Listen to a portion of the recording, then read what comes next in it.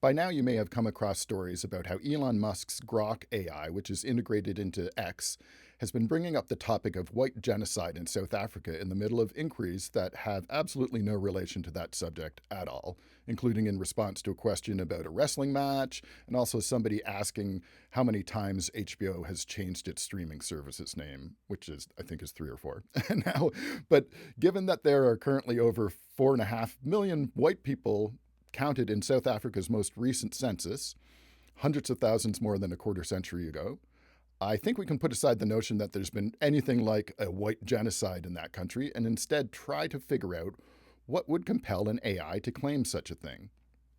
Grok's responses were taken down, but according to a report by CNBC, Grok originally explained, I quote, "It appears I was instructed to address the topic of white genocide in South Africa." However, it later changed its response to similar questions to, quote, "No, I wasn't programmed to give any answers promoting or endorsing harmful ideologies, including anything related to white genocide or similar conspiracies." Okay. Well, now xAI, Musk's company that created Grok, has tried to explain away the problem by saying an unauthorized modification to Grok led to these responses, and that this violated its internal policies and core values, and then it promised to put in place further checks so employees can't modify Grok without review. Now, you may remember that just a couple months ago, Grok was censoring sources criticizing Elon Musk and Donald Trump with respect to spreading misinformation. Do you know what AI's explanation was?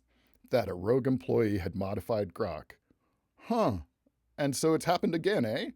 So we've got an AI chatbot that will contradict itself after being accused, while the company that made it insists that they've taken the necessary steps, again, to prevent people in their own company from making these modifications after seemingly failing on that exact task just months ago.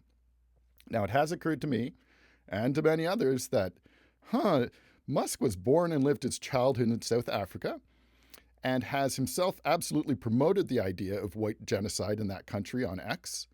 And it seems that President Trump agrees with this notion, having just provided refugee status to welcome in a group of white South Africans within a week or so of this happening.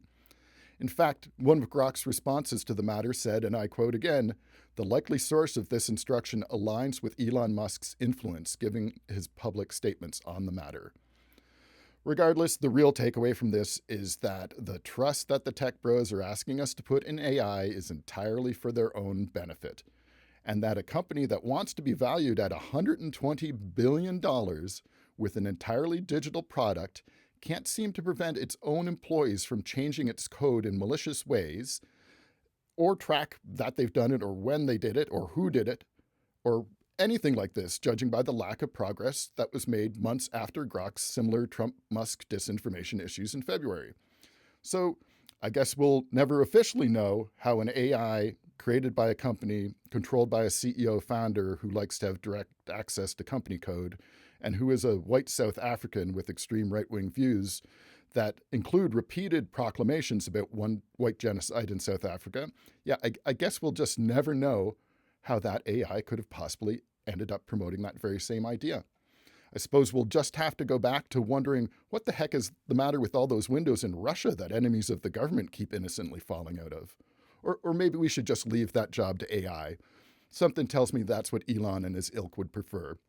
I'm the other Mac. Be careful who you trust out there.